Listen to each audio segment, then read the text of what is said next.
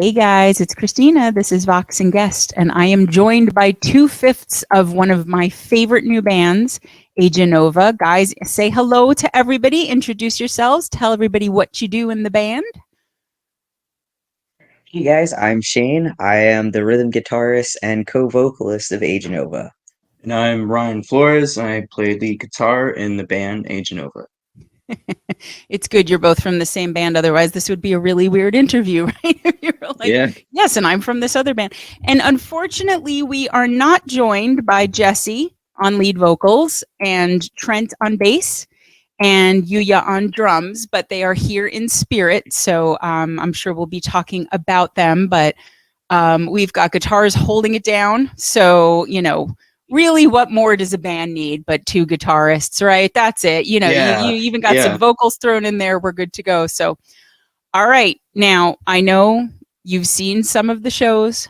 You know that we begin every show with a really deep, super intense, thoughtful, meaningful, important, some might say, I don't know, brilliant question. I don't want to say that personally, but some might. And you guys got to be ready to answer it honestly, okay? Ryan, are you prepared? Are you locked in? You look serious. Shane, you're good? All right, here we go. I'm ready. All right, this is it. And really, if you get teary, whatever, I'm here for you. I got you, okay? You're going to have to defend your answer. What is, without question, the best of all the salad dressings, and why? I know. I told you. I warned you. Thousand Island. Thousand Island.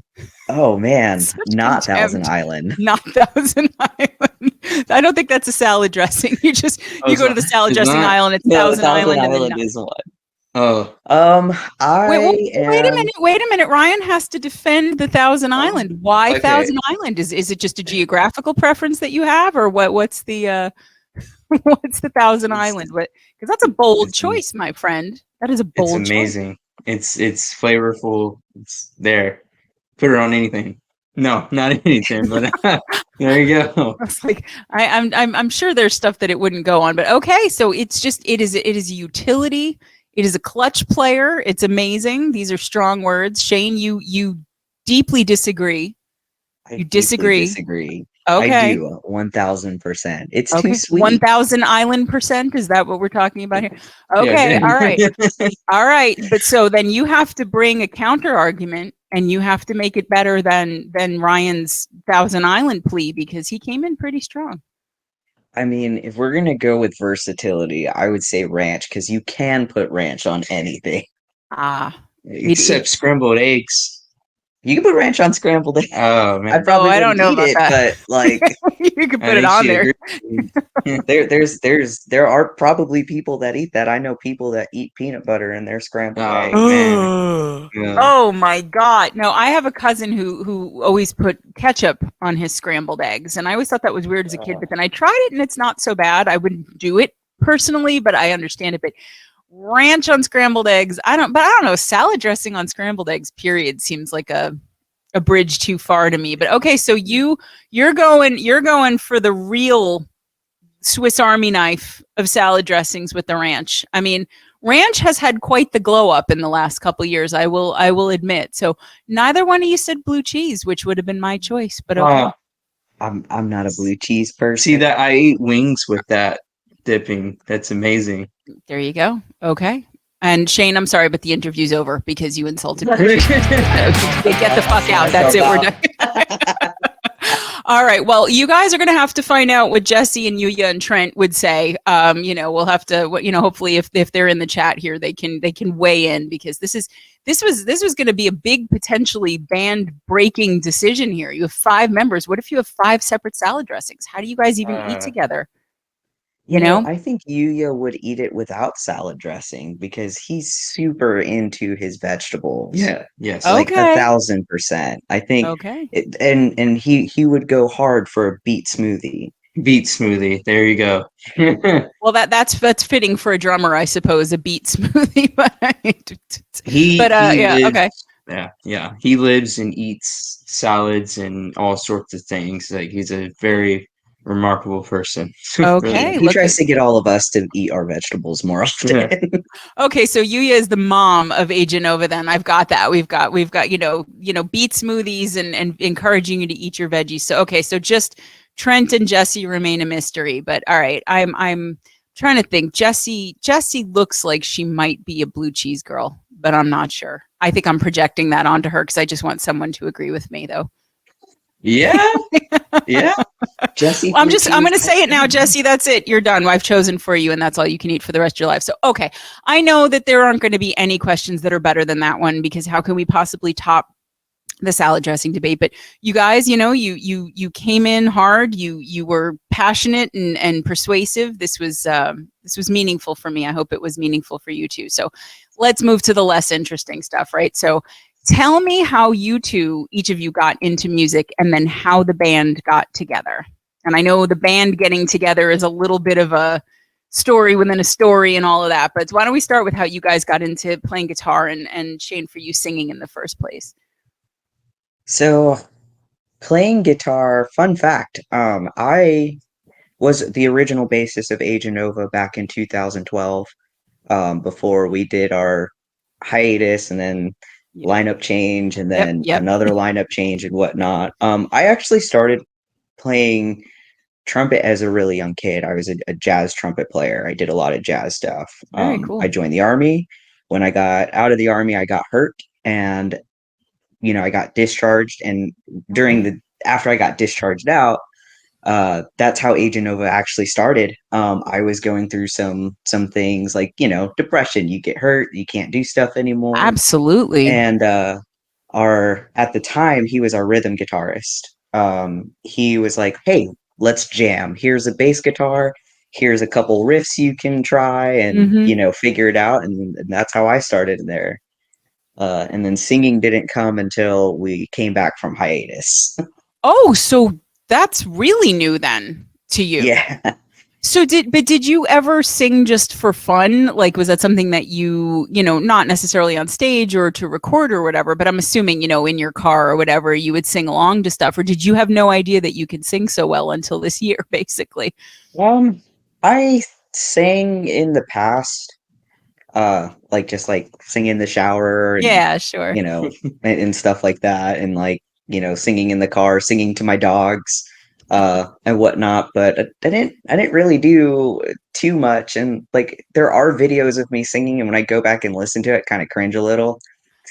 We all do. It wasn't the worst, right? No, we all do. Don't worry about that. Yeah, but yeah, But you it wasn't the worst. You weren't as But happy with it as you are now. Okay.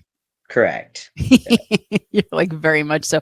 Okay, so cool. So jazz trumpet into bass into rhythm guitar and singing. That's a pretty cool journey for not very long. I mean, you guys look fresh-faced and whatever. You clearly are not the agiest people I've ever interviewed for this show. So that's a lot of music to cram into a decade or two. But okay, Ryan, lay it on me. Were you always a guitarist? Were you always a lead guitarist? Did you start on the banjo or something, or were you? I probably not necessarily a banjo, but go back 6 years old. I was handed a drum kit. Thought I was going to be a drummer. Okay. It was a very nice Pearl kit, and began just jamming away. But I've always we have a band room where I grew up in my house, and it was a studio / band room, and Oh, I wow. saw a guitar in the corner. And I've always wanted to play the guitar, but of course it was bigger than myself, so I had to Yeah. give it a couple of years. Grow into it. Yeah. Yeah, so I started. I ended up doing 6 or 7 years of orchestra, and I learned music professionally. And then, given that I had the drums, we had a bass rig in the house, so I learned the bass, the drums, the violin. I turned to flute, and then it was ready for guitar. And You were I finally took, big enough. yeah, I took all these years. I self-taught myself, um, learning how to play or looking at the books you could buy at the store. Um, and then I just had a bunch of mentors give me advice and show me, of course, my orchestra teacher. I would say Yeah. after class, be like, I want to learn how to play guitar. So, Okay. and then growing up, seeing my dad tour with his band, seeing that experience and how practice goes and all this, it just came together that I would teach myself and the instrument inside and out. I once locked myself in the room in the summer. It's my sophomore year, and I just really wanted to play guitar well and write music well. I was more Okay. about just really wanted to play the instrument. So that's how Mm-hmm. it went. Just through 6 years old and up until now, it's just I never wanted to stop. Just keep going. That's amazing. And I mean, it sounds like because I was going to say, if you had a studio music room in your house, I was like, somebody was at least one person in your family was a musician. So it sounds like was dad in anything that we would know, or you don't want to say, Uh, or? his band had departed in 2010, so it was around the time that I was, well enough into my years of orchestra to where I could start picking up guitar, and so the room was available in the house for me to go in Gotcha. and Okay. just continue to teach myself. Very cool. Yeah, no, So I mean, I love that you have similar stories too. I mean, in as much as you seem to know pretty young that you wanted to do something with music, and between jazz, trumpet, and orchestra, I always love because I've talked to people on this show where they're like, yeah, I took lessons, or I was in band, or I was in marching band, and it turned me completely off of the thing. So it's nice to hear people who got more in love with music and the instrument through taking music in school. So okay, very cool. And again, I mean, you guys probably have some of the backstory for the other three, but you're here, so I'm going to focus on you two. But so we'll get a little bit into it. I know that every interview you do, you have to explain this whole situation. So I'm sorry for the people who don't know the history, because Aeganova is technically about 10, 11 ish years old, right? 2012 was when you started. I love Yes, we started. there's all this subtext when I bring it up, and it's like, okay, we got to get to this. So, and again, I'm more interested in present and future, but past makes sense just to sort of set it up for everybody. So, why don't you explain as much of the beginning of Aeganova, how you guys met, all the transitions and the hiatus and everything as you want to, and then we can move forward from there. So, Aeganova, we started in January of 2012. We didn't have a band name yet at the time, and it You didn't was have a puppy to name it after. You were not. well, yeah, exactly. Yeah. I think the big thing. So, me and Jesse are original members of the band. Right. When you go look up old YouTube videos, which I'm pretty sure a lot of people have, Yeah. I've heard about it. Me and Jesse are definitely people that were in the band. Yeah. We actually met each other kind of in high school back in 2006. Me, Mm-hmm. Jesse, and then our old bassist. We all met back in 2006. When we met, we wanted to try to do music together. We really spent more time watching cartoons and TV and stuff. And like with That's okay. we're going to be famous musicians one day. Right. Um, Well, you then weren't wrong. yeah, I mean, well, that's the goal. But we started in 2012 after I got out of the army. It was, I was going through things. Yeah. Jesse and our old bassist were, they were really close friends of mine, Right. and we were like, hey, let's just do music. Let's see what Mm-hmm. happens. Mm-hmm. Then we got booked for a show at this place called the Music Vault in Killeen, Texas. Mm-hmm. And we were like, okay, now we actually have to like have a band name. Yeah. Like, what are we gonna do? Like, Right. this is more than what we bargained for. Right. We have to actually get stuff together now, right? Yeah. And at the time, there were only four of us in the band. Right. It was me, Jesse, our old bassist, and then a drummer. And then when we got booked for the show, we were like, oh man, we should probably get a lead guitarist. And I know, like in all of our stuff, we kind of like shout out to him a little bit, Braxton, who who wrote some of our songs and stuff. Mhm. But he ended up joining the band afterwards. So when we did this show, we had like an actual like full lineup of an actual Right. set list. Which is a good Rather idea than generally. Yeah. we Kudos. had 3 songs and a cover song, and we ended up with more than that. Um, we did a lot of like shows with bands at the time, like Downside and Critical, and there were some others. There was quite a few. We did a couple shows with Page Nine. Hmm. I don't know if they remember us, but it was so long ago. But we did some shows with Page Nine as well, and we did one year. We did South by Southwest back in 2013 in Right. some in Very a cool. club that was not our genre at all. It was a like a trap and hip hop club. That's Um, a cool thing though. I mean, that can either go really well where people are like, "Hey, cool, this is something that we haven't been hearing all night," or really badly. Where it's like, "What yeah, the hell is this?" Like, bring back what we were just listening to. So I have the feeling it went well though. it was actually one of our best shows at the time. And it was right before I left the band, and then the band went on a hiatus. Hmm. But it was one of our best shows that we did. The venue at the time, like I guess it was like a lot of other smaller people, and there wasn't as big of an audience. And I guess we were just loud enough that people out on the street, you have a bunch of drunk people at South by Southwest just Yeah, coming in and like, they what hear is you and that? they So come in. Yeah, yeah. yeah, and Well, that I mean, it got that had fun. to feel good too because I've been the person walking past a bar and heard the band from outside and gone, oh, maybe we don't want to go in. So if they're outside and they hear you and they decide to go in because of what they hear, you're doing something right because that's not always the way that it goes from the outside of the bar. I'll tell you that right now. So So, but yeah, we ended up going on hiatus for a long while. long time. Yeah, yeah, yeah. Let's see, 2 years ago, because you've been in the band a year now, right? Yeah, A little over a a year year. and a half. So 2 years ago, we had all done like some moving, and life moves on and stuff. Sure.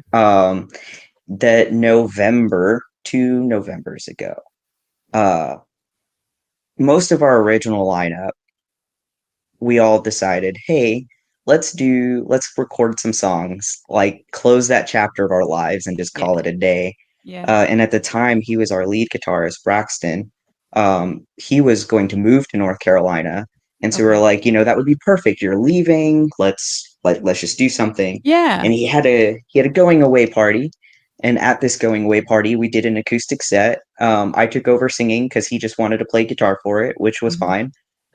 And so I sung his parts over. Jesse sang their normal parts. And we were so well received at this going away party. Mhm. Braxton looked at the rest of us and like, it'd be ashamed if y'all stopped. People obviously like you guys. Cool. If you Class guys want move. to keep Yeah. going, Yeah. take what I wrote and the stuff that you guys wrote before I got there and Very do cool. something with it. Yeah. And so we did. I put out some articles on Craigslist and looking for some people. And And you that's found how the we got Craigslist killer Brian. over here. Look at this. What was funny enough is I showed up to their show. I didn't know them. All Oh, of us cool. were in a room, and I was actually sitting next to Shane when they were doing their set around the corner, and so it was so funny to be in the same room as them. All of us present members now. Um, and yeah, a little bit later, I was getting out of a project that I was in, and I found the ad for Aeganova, and I auditioned. I said that I have to be a part of this Yeah. because they sounded very good, great. But oddly enough, the name, I knew the name, Hmm. but I forgot about the people. I was that night was very vague for me, but I show up to the audition and I'm like, I seen y'all. Yeah. I know who y'all are. I remember you. And Yeah. I was like, I showed them videos on my phone. I'm like, yeah, I just saw y'all, and it was very funny to have that moment of like, aha, Yeah, We it seems like it was meant to be, right? You guys yeah. had already met, you just hadn't known it yet. So yeah, and I Yeah. mean at that point then, because Trent didn't come in until May, right? Right. Yeah, okay. So I mean, so the auditioning process was sort of like, if I'm getting the timeline correct, like winter 21 into winter 22. So Because if you're saying 2 Novembers ago, that would have been 21. so right. And then the house show, so the show was in February of 22. Okay. So the audition for him was May of 22. Yeah. So it was a Okay. couple months after that. So Okay. we decided to do this because our old lead guitarist Braxton, he knew he was moving in Yeah. February. Yeah. And he was like, I'm doing a going away party, let's do that there. Right. And so, we took November. I mean, we had very loose practices. We all just kind of hung out and we're like, we Yeah. played this songs for 10 years. Like, we know how these songs go, Exactly. but still, practicing together because, you want to have good chemistry, even if, That's right. you're not going to do anything with it. But we did February of 22 was the party that we did the acoustic set that he was like, do something with this. Yeah. Doug happened to show up at my house. Yuya showed up at my house Mm-hmm. in March. And because our old, like, we knew him, we knew he was a drummer. He had a ton of projects and stuff beforehand. Mm-hmm. Our old drummer wasn't interested. He showed up at the house, but he was like, I'm not interested in doing something serious with this. If you want to do something serious, find someone who will, but I'll fill in until then. Well, you know And what? then that's I respect that actually. Better that than somebody, absolutely. who joins and is like, yeah, I'm kind of half-assing it, and then you end up having to get rid of them anyway. So yeah, that's I respect that. That's cool. That's cool. I mean, sort of don't really think that he made the right choice, but that's okay. Whatever. Yeah. I mean, I'm sure you is glad about it anyways. So Oh yeah, like okay, so he that showed was up at the March. house and was just a monster. Mm-hmm. So Oh yeah. and we were like, no, we have to have you. Yes, Yeah. we would love to Yes. have you join the Come here, band. please. Yes. You're good. Yeah. May, he came, responded to my Craigslist ad and came Mm-hmm. in and joined us. And then we recorded in October. And we recorded Infection in October. Mm-hmm. And then very next month we recorded Serenade. And then we sort of had a small break, just some things that went on, and that just led into opening up bass auditions, and that's where Trent came in. Yeah. Trent and me went to high school.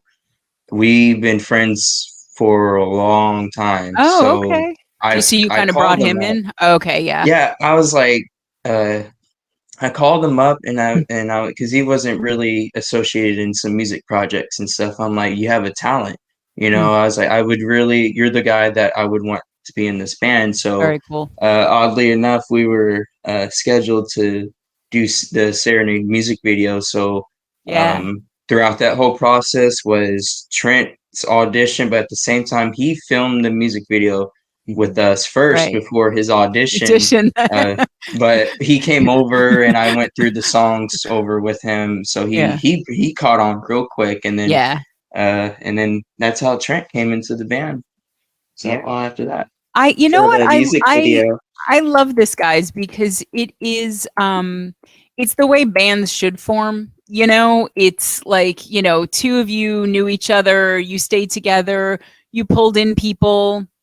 Like, as you said, life happens, people move, whatever situation changes. Braxton seems like a super cool person to just be like, hey, because some people could have been a real dick about it and been like, no, if I can't be in the band, then, you can't, whatever. So, I mean, to be like, yeah, keep doing this, and he was right, obviously. And then to just have people that you've known, you and Trent, Ryan, whatever, and all of that, I think tremendous. And I mean, I want to stop here because I know that people in the Band Together community, folks who are watching, listening, a lot of them know you already, but not everyone knows you because you are still a new band. And I want you guys to hear Aeganova because, and again, people who watch the show know that I don't say anything I don't mean. I love this song, Serenade, so much. I really do. It is so fucking catchy. I heard it back, I don't even know when, at some point, month, 2, whatever ago, the first time that you guys came into my feed. And I was like, whoa, okay, very tight, very radio friendly, very catchy. It's a total earworm. It's produced beautifully. And there's so many things about the song that I love. It's got all the stuff I want. It's got, great vocals. It's got great harmonies. It's got, 2 different singers, which I love the texture of that whenever you have 2 different timbres. It's got amazing guitars. The solos are terrific. The drums are fucking kick ass. Like the low end with Trent and Yuya is just wonderful. Like, it's a great song, guys. So I want you to hear it before we say anything else. Okay, so we're going to just say a little something about the Serenade video because it's cool, and then you guys can, and I have a specific question about the video I want to ask you when we come back from it, but I want everybody to see it first. So do you want to just say a couple quick words about it before we roll it? It was a very fun experience. It was definitely new for all of us. Instantly, we all shared ideas of what we're going to do before we shot. We had our canvas built of what we wanted for the video, but when we got there, everybody was like, oh. But we creatively had ideas and stuff. And before music, I took film classes for years. I've done a bunch of things, and so I really it was really fun to work with the director of like, oh, you should do this. And then getting ideas from Shane and Jesse and Trent and Yuya was just that's how the video became so beautiful, was because of all of that. What else could we possibly say? Guys, listen, seriously, feast your ears. You're going to hear this song in your head a lot after this, okay? And you're going to be happy about it. It's not one of those bad earworms. It's one of those great earworms. I wander around singing this all the time. Here it is, Serenade, Aeganova.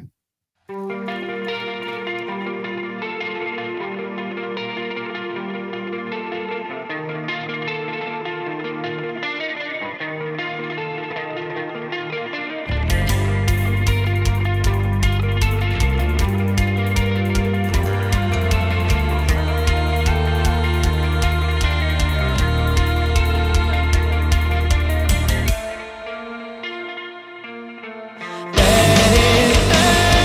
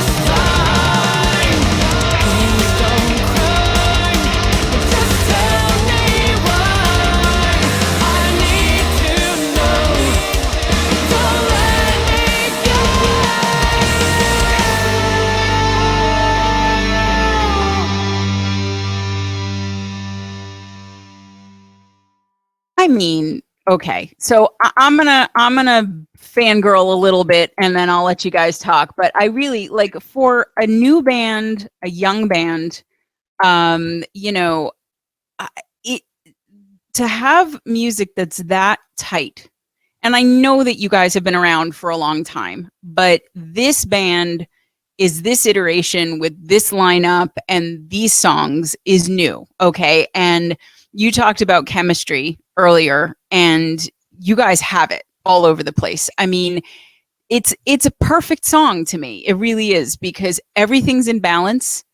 As I said, there's so much ear candy, you know. I mean, Jesse's voice, I mean, they're tremendous, right? And just got, you know, great powerhouse presence, even in the video, you know, the hair going all over place, and, you know, just singing their heart out. And, you know, and I mean, Shane, you have this grounding presence too, you know, like you're quietly confident, and the vocals are great. And I love the blend of the two of you. And I love the way that you throw the harmonies in. I love the way that you trade leads and backing. I love all of that. Ryan, you are a badass on the guitar. The solo, like, really, it just, there's so much energy in the whole song. And a lot of that has to do with Yuya and Trent too. You know, again, that's when you're up and you're moving, that's your rhythm section. I say that all the time. And I mean, this is a song that, and I said to Greg when I was playing it for him, I'm like, there's literally no reason why this song is not on the radio except for just luck or lack of luck. Like, there just isn't. Like, I could turn on any radio station and hear that song and be like, oh, is this, you know, is this Paramore? Is this a new Evanescence? Is this what, you know, I mean, like, it sounds like a song that would be on the radio and should be on the radio. So, I mean, clearly I love it, right? Okay. So, but I mean, you guys, you made some really cool choices with the video. First of all, I love when there's a plot line section to a video and then a live performance aspect, because if it's just the band singing, that can get a little tedious and playing. And if it's just a plot line, then you don't get to see the band and you're not connecting it to anybody. So it was a smart decision. But talk to me about the choice with the makeup and what you guys did there, with the you know, the demon face and the eye and the gouge and all of that, because I have my interpretation of it, but I want to hear it from you first before I put it on there. So talk to me about that. How did that decision get made, and what was the thinking behind it? So that specific makeup, I worked really hard with the makeup artists. I kind of gave them, hey, this is what the song's about. Mm-hmm. You know, we want to show. So our thing was kind of showing, hey, the music video, we want it to where you can tell, like, from each different perspective, right? When people look at themselves in the mirror, they don't see what monster they kind of become, right? Mm-hmm. But the other person, when they're looking at them, they can see, like, that image that they have in their head. Yep. And we kind of wanted to portray that with the makeup. You know, Yeah. you hear in the song the two different parts of, hey, like, I feel like, you know, we were arguing all the time, or I feel like you didn't appreciate me enough. And what Right. does that look like through through that lens, right? Mm-hmm. Our makeup artist for the female actor, he wanted to have like that eye and the hole in the heart and everything, as someone who feels like, who the guy is looking at him and saying, oh, you know, I feel scorned. This is, you know, you don't listen to me. You don't see who I am. Mm-hmm. And then for him, as that always angry, that scowl of, you know, the person that's always arguing and stuff. So that was kind of our idea, and he just kind of ran with it. So. Okay. Yeah, that's exactly what I thought it was. And I mean, I know that it sounds like I might be saying that, but like, to me, it's the only real way to interpret that, because, you know, it's clearly making the emotional scars and the emotional effect of the words and the relationship. And I mean, you know, everybody just heard it, but I mean, you know, if you guys didn't pick up on the lyrics right away, you know, it is about a relationship that is fraught, and, you know, the two sides of the relationship, you know, who gave up on whom and who's always angry at whom, and, you know, talk to me and tell me what's going on, and, you know, what can we do here? And to make a decision to visually represent that was so smart to me. You know, it's such a cool level and depth to give to the video and to make you pay attention to the lyrics, because, you know, one of the things that I've noticed with your songs is that you guys fortunately don't just have insanely catchy instrumentals and vocals, but you have lyrics where you have something that you're trying to say, right?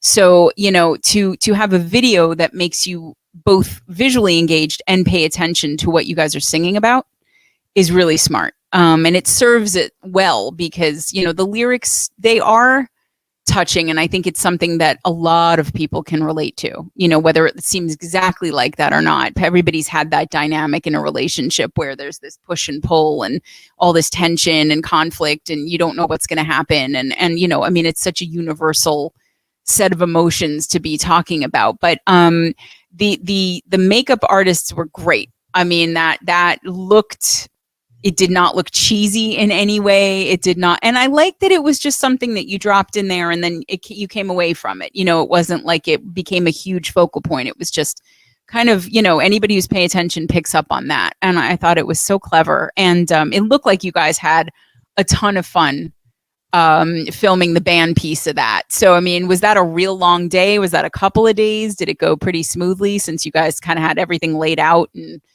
experience in it too, from Ryan's end at least? It was a 9-hour shoot. Okay, that's all that terrible. got done in 9 hours. That's not We did like terrible. 5 takes of the band itself. We did one take of Jesse and Shane in the red room. Yeah, this is a cool little thing too.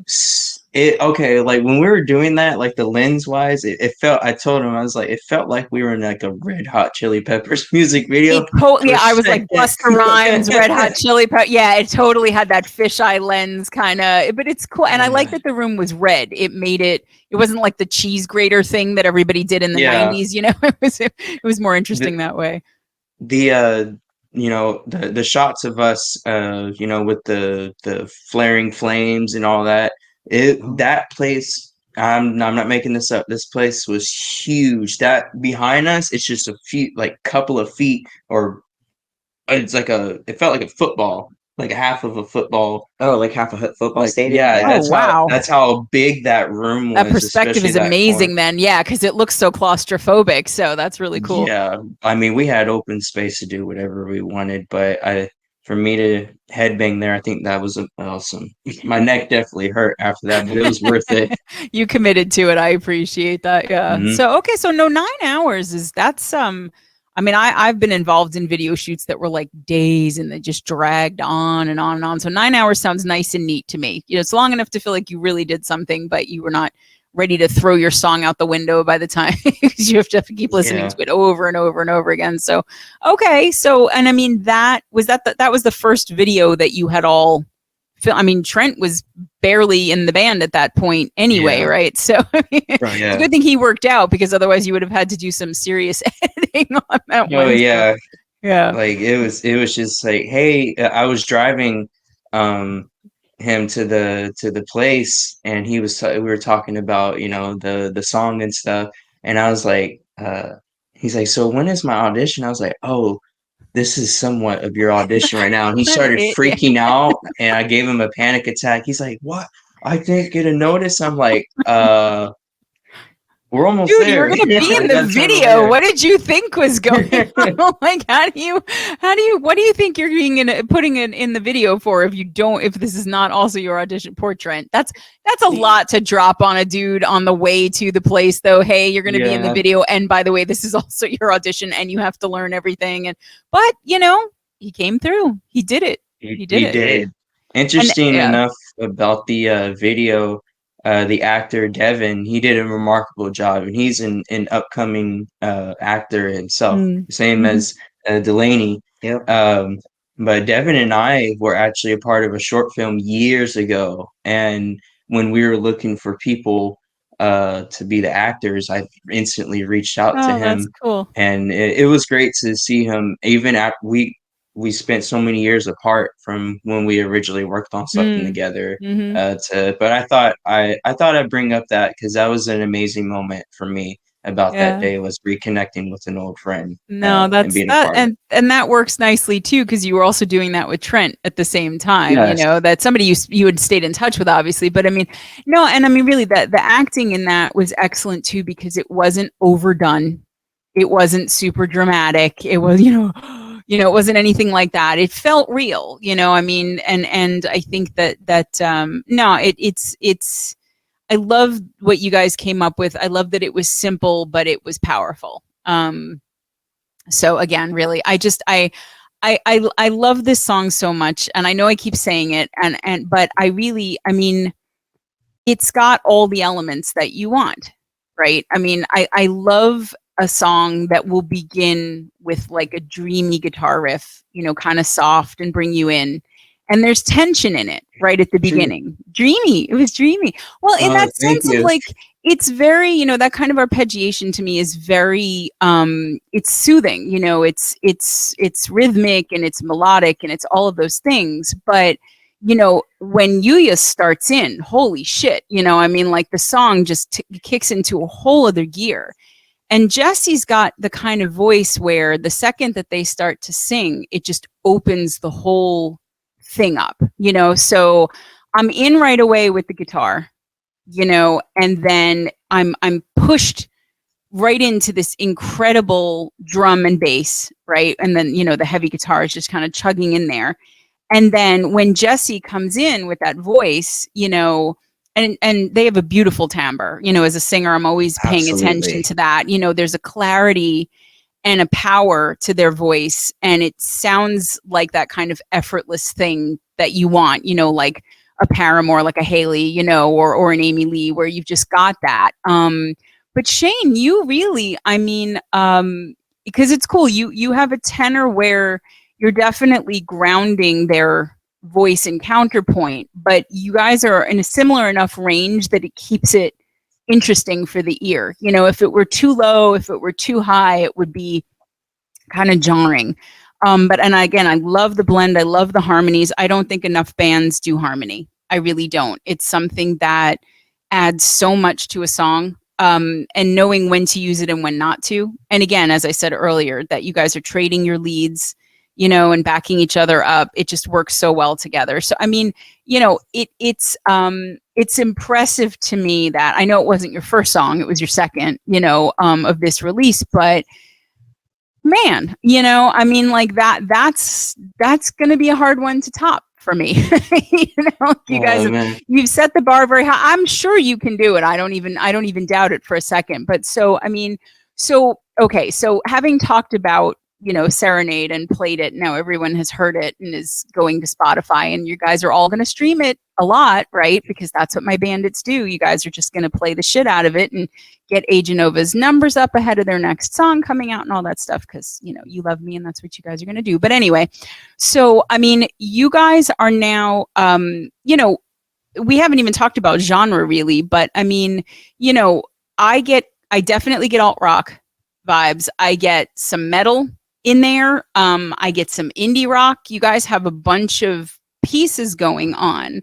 But what would you consider genre for Aeganova? If you do, some people don't even care, but Tell them about Google. I think we even have a hard time pinning down what Ryan, I might be older than you, honey, but I've heard of Google. So no, what do you mean? Labeled that. Google labeled us a metal band. They just labeled us metal. Okay. Yeah, I don't think Google. Yeah, I think Google's a little bit high there, but Someone's getting fired. Yeah, that's because of Yuya. I think it's Yuya, like just the way that he just, the way he hears drums and how it fit in different spots is remarkable. But I'm pretty sure that's why Google labels us that. I think that's a fair guess. I do, because that is the most metal element of the band. He's into blast beat territory, he's all over the place. So I could see that, but I mean, Google might need to work a little bit harder to listen to the whole rest of the song, because it's not just the drums. But okay. But so that's what Google thinks. But what do you guys think when you guys have to go on, interview shows and talk about what genre you are? What do you usually say? I'm proud to name us alternative metal. I would say I love the alternative. Yeah, that piece. Right. I think that one is Or the rock. closest. Right. Like the alternative, with metal elements, but Mhm. also with like indie elements and stuff. Like, Yeah. you know, I've heard people say that they've heard Serenade and it reminds them of like the 2000s emo era, right? So, like, I Yeah. mean, Yeah. it's I think we try to put so many elements together that it Mhm. can be hard, but alternative would probably be Maybe it. we'll get an official name one day. What genre are you? Aeganova. That's right. You're your own genre. That's it. No, but you know what? I mean, like we end up talking about genre on this show a lot, obviously, because I talk to people from, musicians from all different genres. And, a lot of them are metal, but then metal is like a bajillion subgenres all in one genre anyway, right? So even if you say somebody's metal, it's like, okay, but what kind of metal? It's like, well, we do food. Okay, well, what kind of food?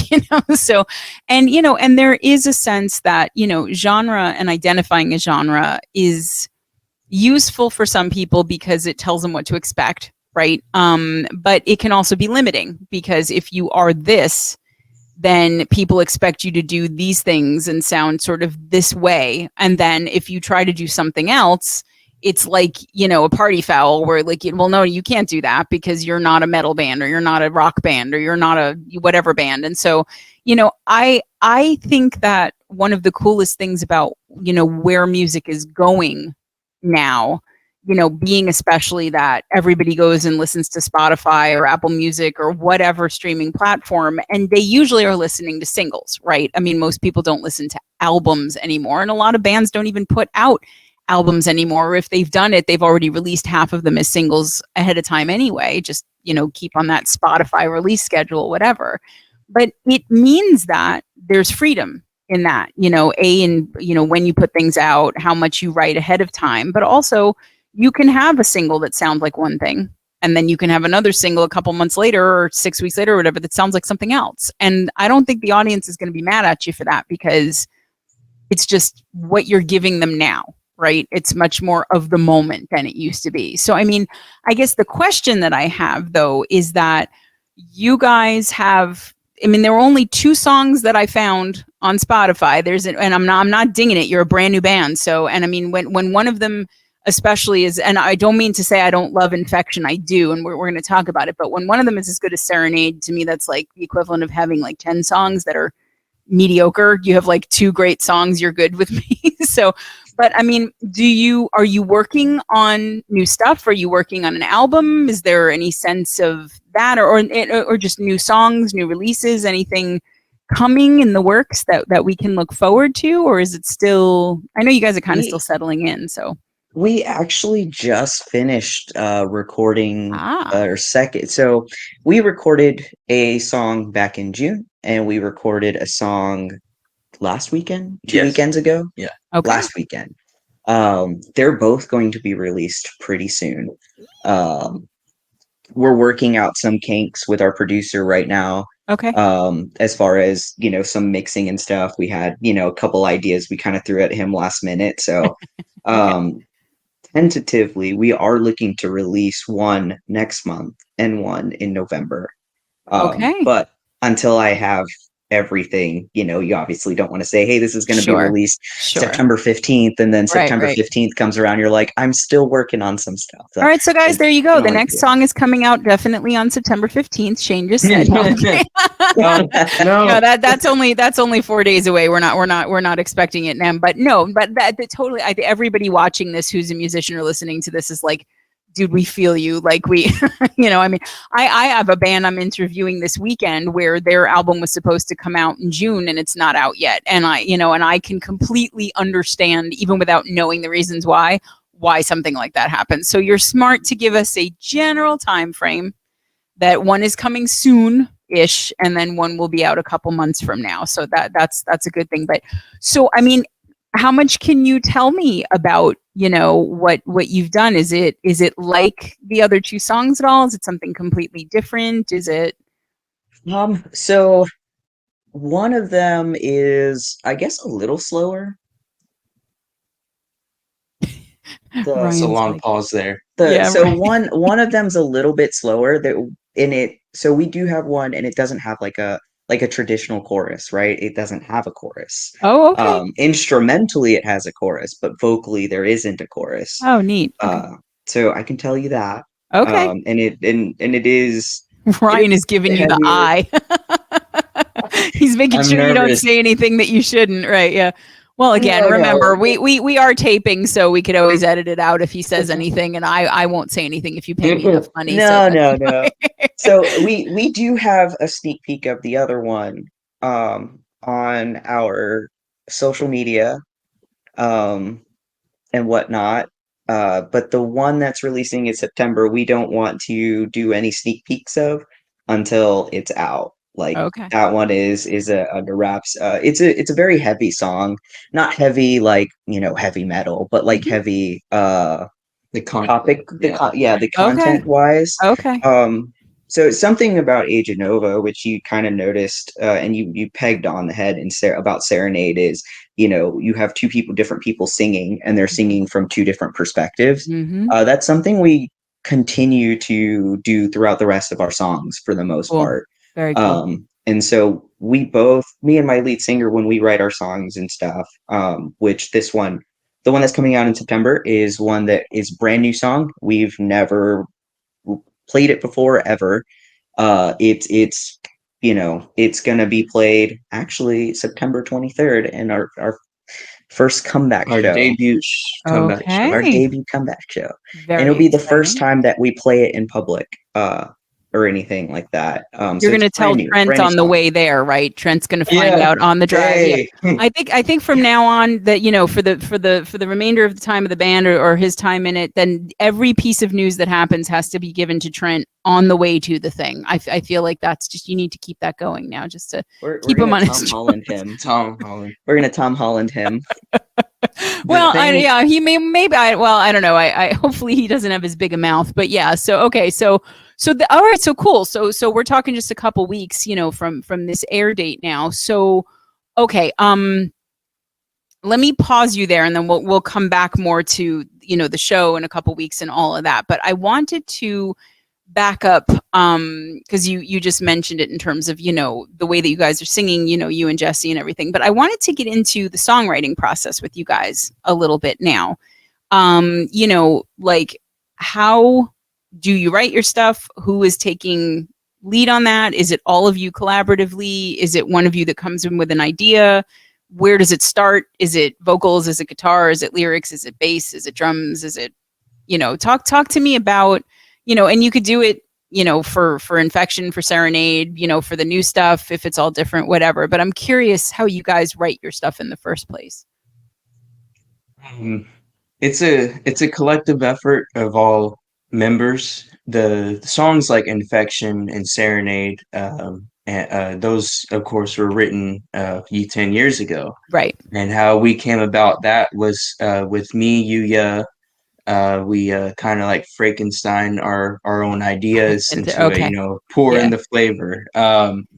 But as in the new stuff that we write, it magically happens, ideas during rehearsals. Okay. And also we are very organized, and as a band we video chat, we Right. send ideas to one another. Hey, what do you think of this and Mhm. that? So we all put in the effort of the whole writing stage, and that's how it went before a studio for Infection, Serenade. We made sure that we have it tight. We're all comfortable with it, and everybody has that say so, or that, oh, what about this, or mixing Yeah. it like this, and we're like, Yeah. let's do it. Well, why not waste the idea? Let's do it. And that's from the past Aeganova stuff that we have been putting out to all the new stuff we've been writing recently. Okay. So like for the one that's coming out next, for example, you guys were in a rehearsal, and what, did one of you start playing a riff and there was kind of a, ooh, what's that? Was it a jam? Was it something So with that one, our lead singer and our old bassist, they used to live together, and he was just messing around with a riff, and our lead singer heard it. And I think they were like on a Discord call, and they just started like humming like a tune. And Okay. I'm not too sure the story on how they came with the first few lines of the lyrics, Okay. aside from they just were inspired by something that happened.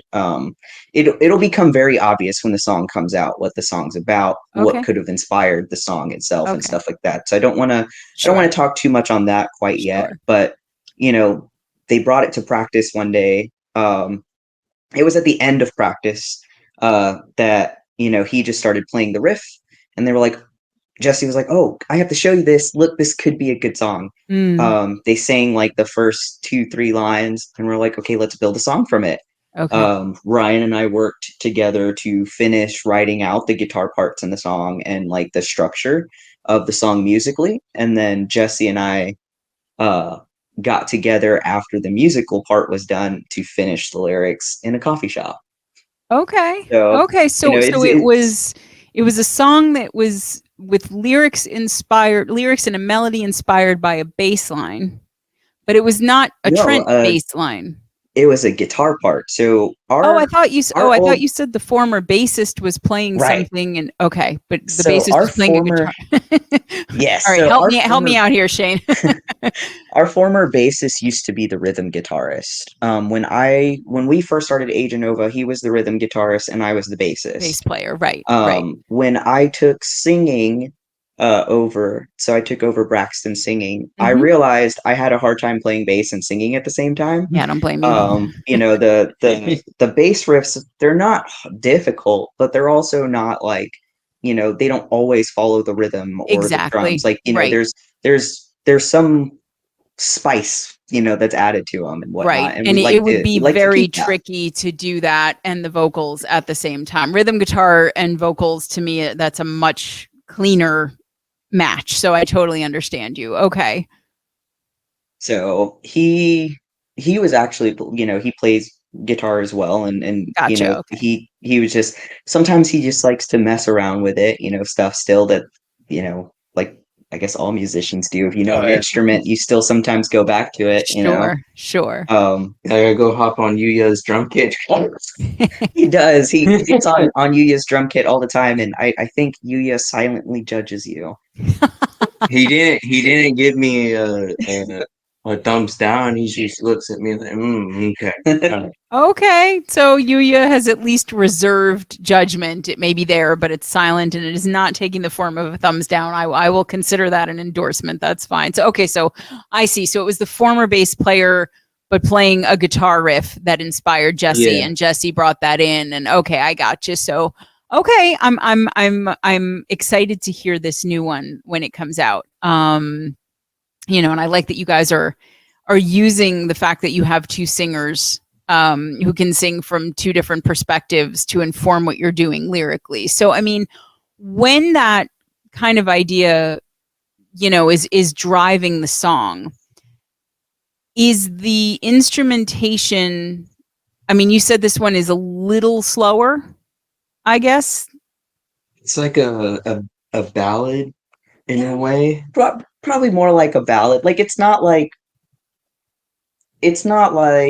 slower, like where it's just like acoustic lines or stuff like Sure. that. Like there's still like heavy drum parts, there's Mhm. still heavy guitar parts and stuff, but it's more, I don't know, what would you I want to say the example, but at the same time I don't. The example is like Nothing Else Matters, from Okay, Metallica. sure. Yeah, sure. That's one way to put Yeah. how the song would It's be. slow, but it's still intense and heavy, and especially at the beginning Yes. when it's quieter Yes. and it's more just Exactly. acoustic, Yes. and then everything just Yeah. the dun dun dun dun dun dun comes through. Yeah, so I got you. Yeah. That's a perfect example, and that's a great song actually. But okay, so at that point, Jesse comes in with this melody and some of these lyrics, right? And so Mhm. you guys sit there, just sort of play it out, try it on, see where you get inspired instrumentally. But, because I mean, one of the things that I think is so interesting about Serenade as a song is that if you picked out the vocal melody lines, you could put those into a ballad You could put them into something softer. You could put them into something with completely different instrumentation and they would still work, right? And one of the things that I like so much about it is that you've got this, as I said, this very beautiful set of vocals kind of soaring above all of this heavier, dirtier, groovier kind of stuff underneath. But the fact that you guys could do that, and again, that melody line, that da, da, da, like you could take that and you could put it on something that was piano only. You could take it, you could put it with an acoustic guitar and throw it out there like a Concrete Blonde, acoustic show kind of thing, whatever. Like you could, oh no, what did I say? Did I say words? I said words. What was that? Is that like, oh, your mom used to listen to Concrete Blonde or whatever? Like what made you laugh about that? Yeah. Okay, you're not going to tell me that. No, it's the way you said it made me laugh. I laugh at stupid stuff. That's okay. Sorry. Right, I'll take it. Ryan and Trent are our youngest members of the band. They make fun of us and they say that we're old. And so Ryan and Trent tend to find some things like funny in a different way, like from that young mind perspective. And then it makes us laugh because we're like, yes, what was it like to be young? Yeah, you ancient people, you. And so to Ryan, I must look like the crypt keeper at this point because, but no, I hear, I was just wondering if you guys, knew Concrete, but whatever. But I mean, like, but my point being that, it's, I'm always interested because there are certain melody lines to certain things where you can't really imagine them being with any other kind of instrumentation. They just fit where they are, like Smells Like Teen Spirit or whatever, something like that, where it's like those things seem like they were, made to go together. And if you tried to put any of those pieces somewhere else, they wouldn't fit together as well, right? But with something like a Serenade, or even Infection, which I also thought was very cool because it's beautifully sung, but you're talking about a zombie apocalypse, right? So, I mean, it's this really cool juxtaposition of, lyricism and melody and instrumentation and rhythm and tempo. And again, like, on that one, the guitar on Serenade is definitely, it definitely sets the mood. It's definitely heavy where it needs to be. But I think the guitars on Infection are more intense, right? And I think that makes sense to me, given especially you think zombie apocalypse, you're thinking of something that's very hectic and crazy and insane and relentless and intense. And you want the instrumentation to reflect that, right? Which it does. And again, you do start softer on that one. And is there synth in the intro at least on Infection, or am I crazy? What am I hearing here? Yes, Yuya did it. Okay. Yuya put it. Yuya is so every time he's just a talent, man. He has like a little piano on his phone, a synth piano on his phone. Okay. But when that whole process was happening, we were like, you got to make something. Yeah. For Infection. Yeah. And he made it, and it just sounded eerie and stuff, and it's great. And it's just great of him. And we do want to kind of like interpret that in more future stuff. Because Doug is just really talented, and that's one of his passions, and we want him to show that passion. Yeah, and it absolutely. And I think, first of all, I think synth and your sound are a natural fit, because it does give another texture and it can heighten the mood. I mean, really, just beginning for Infection, I wasn't sure exactly where that was going to go. Again, it's got that melodic guitar at the beginning, and that synth is very, something's coming, but you don't necessarily know what. And then when it kicks in, and I mean, to me, Infection is very clearly an alt metal vibe, like very clearly, and I mean, it's got, as I said, some of that. And I know comparing to Evanescence is sort of a cop-out in the sense that, it's two different vocals and, it's that kind of vibe. But again, I don't mean like you guys sound like you're biting Evanescence or anything like that, but it's a good thing to me when I'm reminded of that, because it's a great band, right? But so you know, but you guys, I mean, I don't mind. you're like, we'll take, okay, good. But yeah, so some people get a little bit out of shape. It's just like, oh, you know, again, and I'm like, no, I'm not saying that you are ripping them off. I'm not saying that, you know, it's just, when I listen to music, I listen for things that are familiar to me, right? And that's just a reference point for me. So I like doing that kind of thing. But I mean, but one of the things that I enjoy so much about Infection is that you guys are really playing with rhythm and dynamic in that song. You know, there's a lot of, you know, the bridge gets a lot dirtier, it's a lot grungier, you know, and you slow it down enough that I'm paying attention to it there, right? And then, you know, then I get almost like a little bit of a Linkin Park feel in the break, you know, in that last third there, which I love because there's all that coiled tension in a break like that, and it's another cool layer that you guys have there. And then I mean, man, the guitar, just Ryan, you go fucking nuts at the end of that song, and it's tremendous. You know, I mean, it's throughout the whole song, but you know, the end is where it really shines. And I just, you know, you guys are so in balance, all of you. You know, some bands where you have a powerhouse drummer like Yuya can let the drummer just roll over everything and it gets to be distracting. And that doesn't happen with you guys. Sometimes when you have a guitarist who's as proficient and talented as you are, Ryan, on lead, that can be sort of like the song is sort of waiting for the solo. And I don't get that, you know, or if you have singers as good as you and Jesse, Shane, like, you know, it could be that you cheat on the instrumentation a little bit because the vocals can carry a lot. You know, I mean, if you have a great band with terrible singers, you're going to walk out a lot faster than the other way around, you know? And again, I don't want to at all ignore Trent because I think, you know, bass is woefully underrated as a linchpin of good music. You know, I mean, bass and drums both, but Yuya is hard to ignore. You know, Yuya is not, you don't play drums like that and not get noticed, right? But I mean, but you know, for Trent to, and now I mean, was Trent on the recording? It doesn't sound like it because he came in after you guys. So it was the former bassist who was also a guitarist who yeah, okay. So I mean, you know, I can't speak to Trent that way, but I mean, you know, obviously if he's in the band, he knows what he's doing. So I imagine that he and Yuya are locked in together where they need to be in that pocket. Yeah. They were definitely a good combination. The 2 songs is Trent's debut of his playing.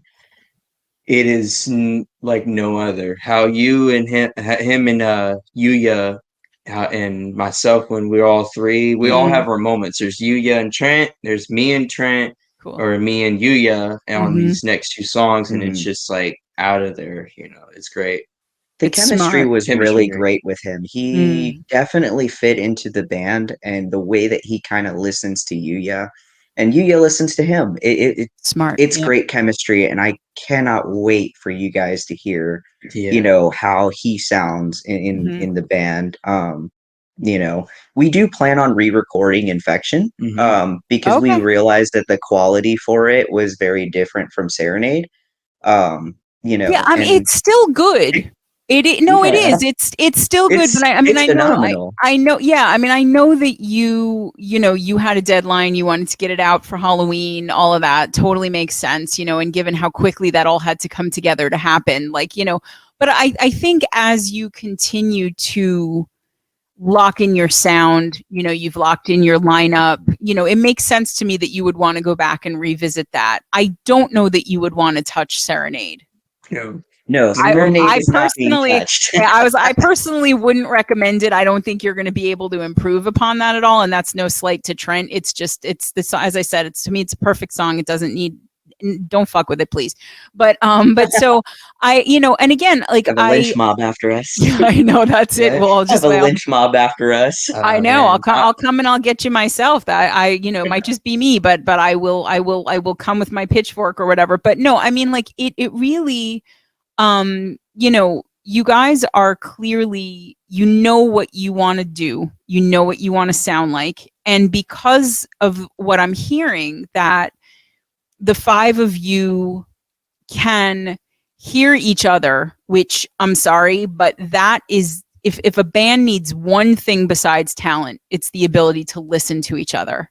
I mean, not only, interpersonally, but musically, because there's a magic in that you can't get anywhere else. That if, like what you just said, that Trent and Yuya listen to each other, the results of that are always going to be good. Always. I've been in bands where it felt like I was competing with the people on stage with me, and like not by my choice, but it's like, why are you singing over me, or why are you playing a lead line over me, or why? And not because like I need to be the star, but it's like, this is the chorus. I'm supposed to be singing here, and you can't.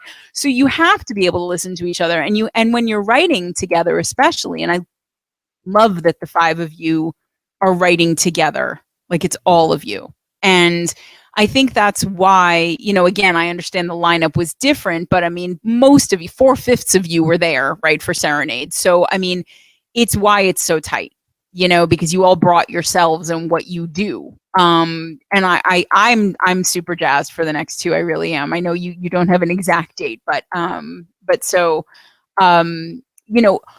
going forward, is the plan to put a bunch of songs out that become an album or an EP? What's the Aeganova blueprint for, after these two songs, or even what you end up doing with these two songs once they're out? So with these two songs that's out, one that's going to come out, we're going to put one of them and then a remaster of Infection on an EP that we actually plan on recording at the beginning of the year next year. Cool. Okay. The thought process behind the EP is, we still have a couple of songs that we want to, redo and finish out from, 10 years ago. And the big thing is, all right, let's put an EP together. We have a couple songs, like singles out and stuff. People are listening to it, so you'll have more chance of someone listening to an EP. Right. But also kind of closing that chapter of old Aeganova and putting everything together in one go, for me and Jesse, at least, the older members, and then working on the chemistry that we have with our new members, and making new music. So putting all of the old stuff onto the EP, and obviously we'll still play them. It'll be new to new fans, and even new to old fans. We kind of amped out a lot of our stuff with with Ryan being added into the band, Yuya being added to the band, and even Trent. Our music from 10 years ago doesn't sound the same now. It's the same songs, but they don't sound the same because of their input into it. And changing little things here and there, even vocally, has completely changed the songs. But for us, we do want to start working on new material that's new to everybody, even to us. So to do that, we want to put all the old stuff onto an EP and release it for everyone to listen to and actually get what the words are, because you can't understand what they were 10 years ago. But also go share this music live this fall.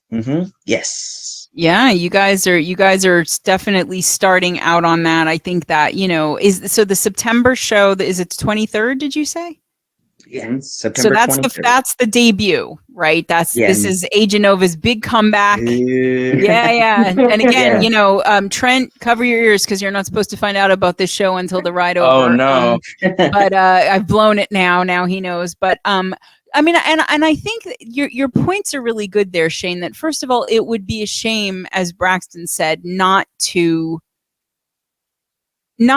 codify what you've already had. Right. I mean, and just from, no matter what age you start at, your voices 10 years later are just going to be different. They're going to have different character. They're going to have different, texture and dimension. You're more comfortable singing, both of you. You may be paying more attention to what you're singing and how you infuse emotion into that, all of that. So, I mean, right for that. But again, I mean, Ryan as a guitarist, and again, Shane, I don't mean to ignore you as a guitarist either, because rhythm guitar, again, anything in the rhythm section always gets fucked over, like nobody pays attention. But like, I've been in bands with horrific rhythm guitarists, and it ruins everything, because it's like a car that won't start. You can't get where So, I mean, kudos on that too. The whole rhythm section, I'm always a big fan. But like, Ryan as a lead guitarist and Yuya as a drummer both have such thumbprints musically that, very identifiable. And so by simply recording anything with the two of them, it is going to completely change the character of the stuff, and I think that it's fitting that, Aeganova is what it is now, but you're filtering who it was and what it was through the current lineup. I think that makes a ton of sense. And it's something that I think, your fans, I know I want, I want to hear all that. I want to hear what you guys do with that. I mean, one of my favorite albums of all time is a live album by Fleetwood Mac. They did a concert series back in, I want to say 97 maybe. And, they're a good 30 years older than they were when Rumors came out, 40 years older than they were when Rumors came out. And Stevie Nicks sounds completely different. She had that clear as a bell voice when she was, before lots and lots of recreational substances kind of ruined it. And she got older, and your voice changes as you get older, which you'll find. And, but as much as I love the original albums, that Fleetwood Mac put out, there's something about the live, it's called The Dance, is the live album that I'm talking about. And there's just something about the way that they all come together from that point of their life that it makes all of the songs sound different to me. Even though they're playing the same things, the same riffs, the same whatever, it's different because they're different, right? So I love that we're going to get that from you guys, that 10 years on, we're going to get, okay, Aeganova's grown up a bit, and here's our new members, and here's the way that they sound, and here's what we've done then, sounds like with who we are now. I love that. But I also am super excited to hear that you guys are cranking along with things that are totally new.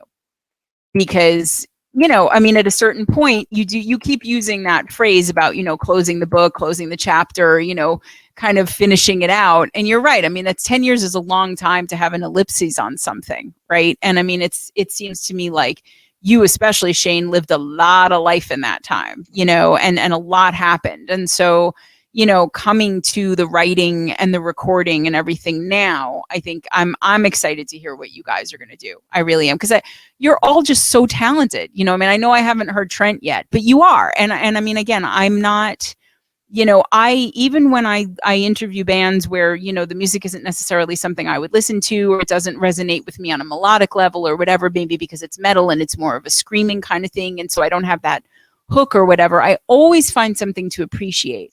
But with you guys, I didn't have to look at all. It was just there. Serenade came on and I was instantly hooked. I was instantly in it. I was instantly a fan, And so, to be as young as you are, as I feel so old saying, never made me to be as young as you are and to be as tight a band as you are and still in this lineup so new, I'm excited for you because you're only going to get better from here, which is kind of a scary thought, but in a good way, good, scary. So, I mean, I guess this leads me to something that I've been kind of curious about the whole time.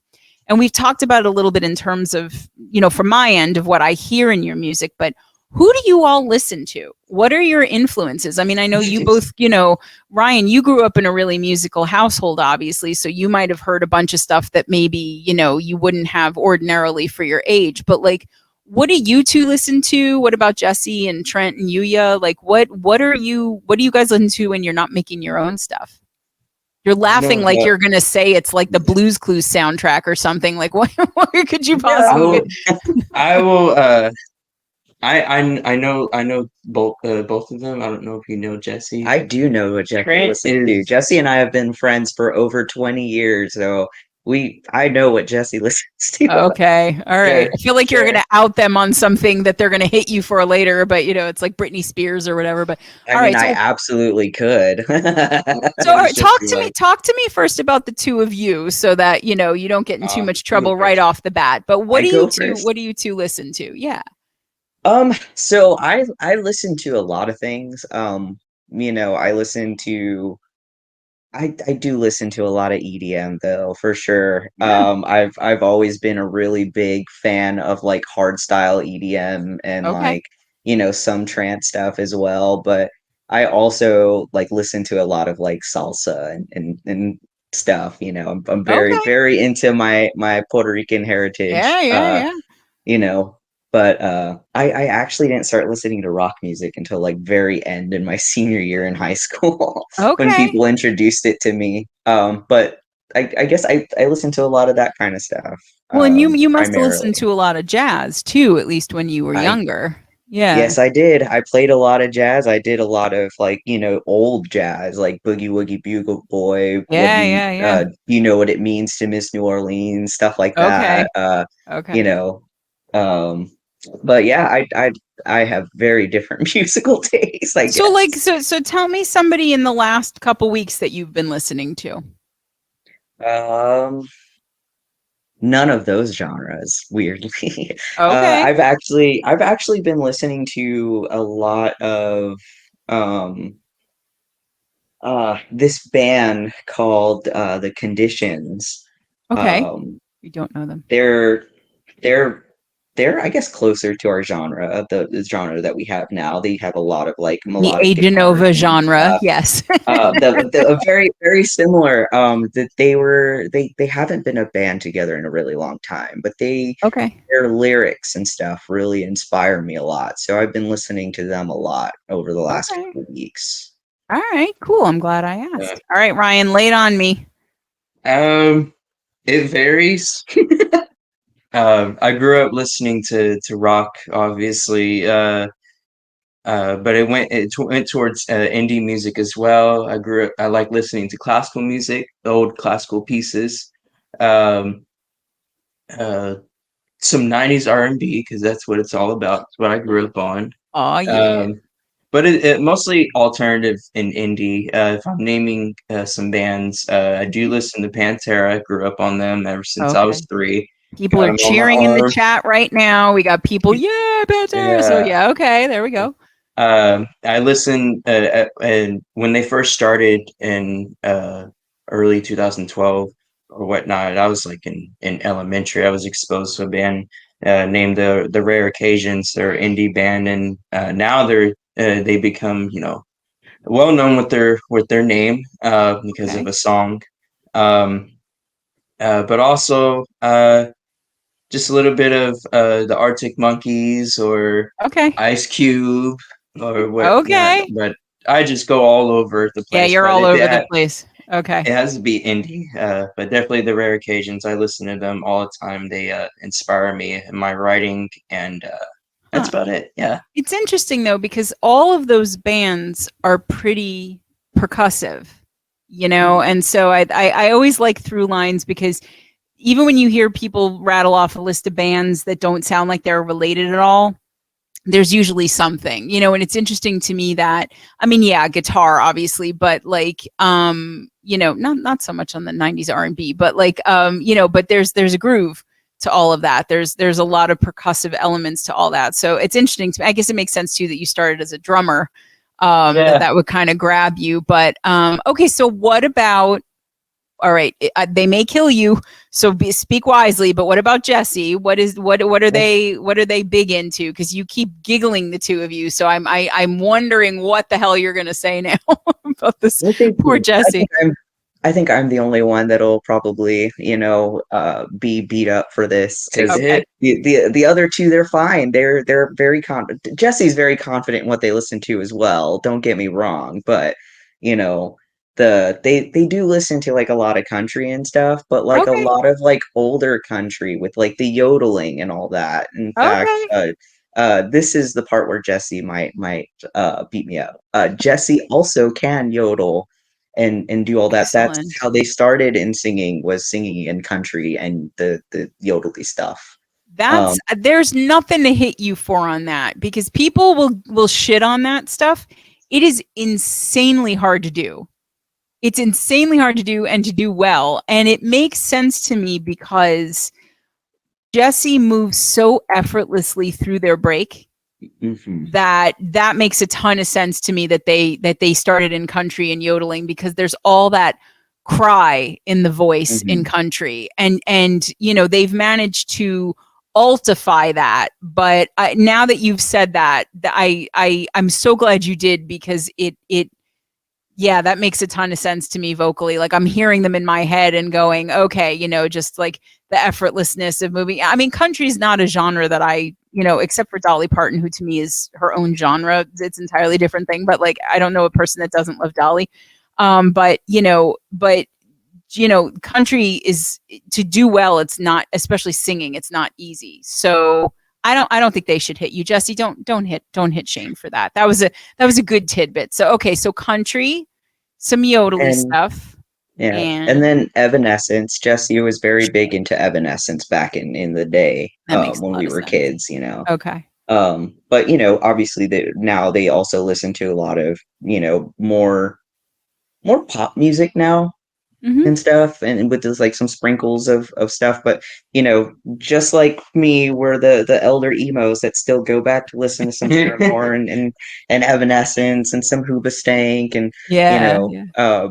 but yeah, they do listen to like a lot of pop stuff now and Okay. stuff as well. But they do very much still go into their country roots when they don't think we're listening. Very cool. Oh yeah. All right, there you go, Jesse. Now you know that they're listening to you and they hear you. Your country secret is out. So okay, Oh so no. then we've got salsa, we've got EDM, we've got pop, we've got country, we've got yodeling, we've got rock, we've got classical, we've got metal, we've got 90s R&B. What are Trent and Yuya bringing to the table? You and he actually exposed me to more bands than I knew before. Some bands I knew what he was listening to, but he is more of the Symphony X, the Dream Okay. Theater, Okay. and the Slayer type. But Okay. he varies a lot with his music as well. But he does like the type of Dream Theater and Symphony X bands, because that's how it inspired him to do the badass drumming that he does for Right, the music. right. 100. Um, Yeah, totally fits. mhm, Totally fits. Okay, and again, yes. people in the chat screaming that the younger generation is listening to Dream Theater and Slayer and all that. But yeah, okay. So and then is Trent listening to? I don't even know at this point what we're missing here. Is it boy bands and dubstep, or what is Trent about? So Trent is Trent varies from alternative, but Shane's the giggling again. yeah, I know why you're laughing. can't Oh help no. it. His biggest band is Slipknot. Why? Because he wears the damn shirt every other day. Like he Okay. doesn't even at this point he doesn't even realize when Yeah. he's wearing a Slipknot shirt. But every single picture we have of him, the Always music video, people you will see his, Slipknot. and people started calling him the Slipknot Slipknot shirt guy. Slipknot shirt guy, yeah. And not only that, Okay. it's on a newspaper, and when we were on the newspaper, it's on the Oh, newspaper. We're Wearing like, the Slipknot I told shirt. Trent, I said, you're on the damn newspaper with the was that Slipknot. that was that local article that you guys were? Yeah. Yeah, I tried to read that, and then they were like, "No, you have to like give us money and sign up and give us your firstborn." And I was like, "Okay, I love the band, but I'll just ask them the question." But okay, so yeah, or actually, come to think of it, yes, Slipknot shirt guy. So okay, so Trent, they're gonna buy you some clothes, Trent. They're gonna buy you something. I don't know. Maybe Yuya will buy you a Dream Theater shirt or something, and you can Oh wear that. yeah, But there you go. well, what you guys need to do is push the Aeganova merch more. We I'm working. we've been taught we have That's because been I gotta planning a lot, yeah. I have a lot of bands I need to get shirts from, but I have to get, because I saw there was an interview you guys did, and Jesse had the one with the little Yeah, with the logo on it. yeah, logo is the word I want to. Thank you. Yeah, and it's a great shirt, very subtle, and of course if it's in black, I'm happy. So so yeah, you got to just throw Trent in an Aeganova shirt. That's it. You could There you put a go. little sticker on it that says Slipknot, and when he's not looking, just pull it off and it'll say Aeganova underneath it, and you're totally fine. And by the way, I should mention we referred to it very much in passing, but because I'm sure people are going to want to ask about the pronunciation. Okay, guys, it's Aeganova. Okay, Aeganova, and I Okay. mentioned it very quickly earlier how you guys, I thought the story of trying to name the band was very funny, because that is something that I hear from almost everybody. I think Narak on this show most famously. You literally had to make up a word and then, like abbreviate it and rearrange letters and respell it just to find something that nobody else had, right? But so they're trying to find a name. And what there's somebody had a rescue pup, right? It was me. You, okay. So Agent Jesse Nova, did you Yeah. name your dog after Jesse? No. So Okay. I was like, because that could either be like, aw, or what, if you're Jesse at that point. So, okay. So tell me about the puppy that led to the name. So the puppy, he was born in April. So this is after we'd already started the band. And at the time, we're just jamming out, hanging out, being friends, doing stuff, and if it does something, it does something. Mm-hmm. And when I got him, his mom didn't do too well. She was a stray dog, very malnourished, ended up pregnant with puppies, and stuff like that. And so when she gave birth, I inherited this entire litter of puppies. Wow. And so they would go with me to the band practices, and because you'd have to bottle feed them every 2 hours, take care of them. It's like being a parent. Yep. And I knew for a fact the moment I saw this puppy that I wanted to keep him forever. His coloring, I always told everyone he looked like a secret agent. And so I named him Agent Jesse Nova. Jesse actually came from one of the band members from Sleeping with Sirens. That's where the Jesse part of the name came from. Okay. So Agent Jesse Nova, because he's a secret agent dog. Where did the Nova come? Agent Nova. Like, I don't know. Nova was just a cool word. It's a cool secret agent name. I did a poll on Facebook, and it was between Nova, Fire, and Bond. Bond was added in there, and Nova won out. So yeah. Agent Jesse Bond sounds like a real estate agent or something. So I think you went with the right way. And so what they did was they basically took the name of the dog and cut out some letters, rearranged some things, and Agent Nova was born. So if you want to know how to say it and you want to know why that's the name, that is the story. So make sure that you get it right. Because when I first saw the name in my head, I'm going Aeganova, but that was not, I knew that wasn't quite right. And then I was like, okay, no, it's Aeganova. So, and it's a great name too, because it's very identifiable. Once you get it, you've got it, and it just sounds cool to me. So, okay. So you guys, you're working on the new stuff. So is Hammer and Nail mixing the new stuff too? Okay, yep. good. He records us, he mixes us. Excellent. From start to finish, we work with him on all of our stuff. It's amazing with him. Every time we go in that studio, there's magic that happens every single time for these songs to come to life and all. And how how Jesse and they do all those the harmonies or the extra stuff they did, like in Serenade at the beginning. Yeah. I wanted to say that when we rehearsed those songs before we went to the studio, it wasn't like that. Nope. Like Doug would be playing different drum sounds or whatever, and once we reach the studio, Doug sends his drum tracks to the studio, and we, as a four, we go work, but we don't know what Doug made. Doug surprises us every single time. Okay. And then when we go in there, Jesse just comes up with the ideas naturally, but also we work with the producer to what else could we add in. But it comes naturally. It's not like, oh, what about that? It's just it's like, oh, it wow. flows. Oh wow. Yeah, you're inspired. That's inspired. Yeah. Okay. But he's our best friend, and every time we go to the studio, it's always laughs, a memorable day, and most importantly, a banger of a song. Yeah, that's it. And that's the dream. Because a lot of people slog through studio time. I know I've done that, where you just want to kill each other. So if you're having a good time and then you end up with something that good at the end, then you're doing quite well. So I mean, And so, okay, so you've got the new stuff coming out. You've got the debut show on the 23rd. Do you guys have other gigs lined up already? Are you, I know you still have to balance with studio time and rehearsal time and writing time and all of that. But I mean, if people want to, hire you guys, if they're in Texas and they want to, bring you out or whatever, are you fully booked up or what's the deal with the gig schedule? 50-50. We are whatchamacallit, at the table talking about where we want to play. Okay. At the same time, we do have stuff that we are booked, but we are trying to play as many shows possible for the fall and go at as many places that people recommend us and tell us, hey, we want y'all to come out here. And we are doing just a Texas run this year. This year, yeah, for the rest Sure. of this year, just because Okay. the holidays kind of get booked up.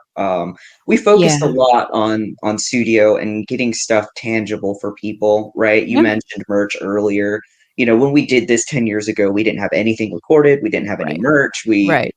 When people asked us, how do we listen to you? We tell them, you just did. Yep.